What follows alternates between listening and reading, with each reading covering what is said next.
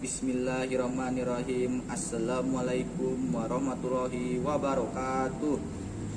Alhamdulillahilladzi ja'alal Indonesia laulatan mustaqillah bi anwa'il adatil muhdalifah walidzalika uzamaika uquwah. Asyhadu an la ilaha illallah wahdahu la syarikalah wa asyhadu anna Muhammadan abduhu wa rasuluh alladzi la nabiyya ba'dah. Amma ba'du. Dewan juri yang saya hormati, hadirin rahimakumullah. Seiring puji yang tak pernah henti hanya milik Allah yang maha suci. Senandung rindu yang tak pernah layu hanya milik Allah yang maha tahu. Segenap sanjung tertumpu hanya milik Allah yang maha agung. Salawat perbingkai salam, marilah kita sanjungkan kepada mahkota alam. Libur lara di kala duka, pengobat kabur di kala rindu, penenang hati di kala tersakiti, yakni habibana wa nabiyana wa rasulana Muhammad sallallahu alaihi wasallam.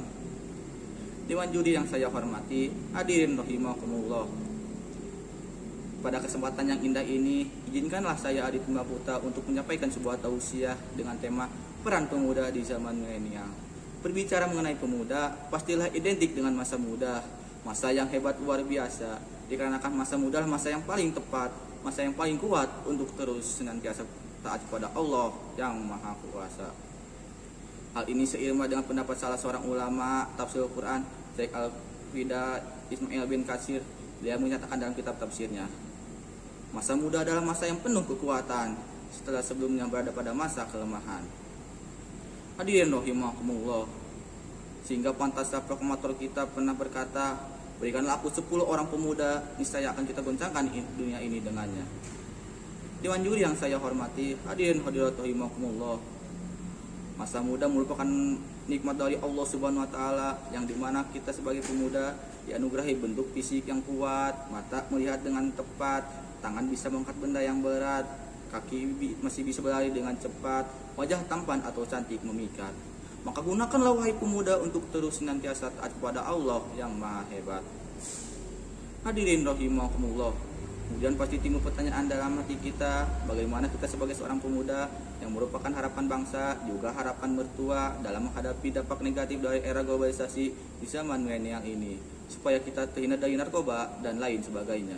Jawabannya, Imam Said Al-Qutub dalam kitab Absar Hayatul fi Islam memberikan solusi kepada kita, yaitu dengan cara kita sebagai pemuda harus senantiasa terus semangat belajar ilmu pengetahuan, sebagaimana Rasul bersabda, yang artinya menuntut ilmu pengetahuan itu diwajibkan bagi setiap orang laki-laki dan setiap orang perempuan. Dewan juri yang saya hormati, hadirin rahimakumullah. Oleh karena itu, marilah kita untuk terus senantiasa belajar ilmu pengetahuan umum disertai mendalami ilmu pengetahuan agama, dikarenakan salah seorang ilmuwan Albert Einstein pernah berkata, ilmu pengetahuan agama tanpa ilmu pengetahuan umum adalah buta, dan ilmu pengetahuan umum tanpa didasari ilmu agama adalah sangat berbahaya. Hadirin rahimakumullah. Oleh karena itu, marilah kita sebagai pemuda untuk terus senantiasa semangat belajar ilmu pengetahuan umum disertai mendalami ilmu pengetahuan agama, sehingga kita menjadi pemuda yang berilmu, beriman dan bertakwa, yang akan membuat bangsa dan negara kita berjaya di zaman milenial ini. Seperti dalam firman Allah Subhanahu wa taala dalam Quran surat Al-Mujadilah ayat 11, yang artinya, Allah akan meninggikan derajat orang-orang yang beriman dan orang-orang yang berilmu di antara kamu beberapa derajat.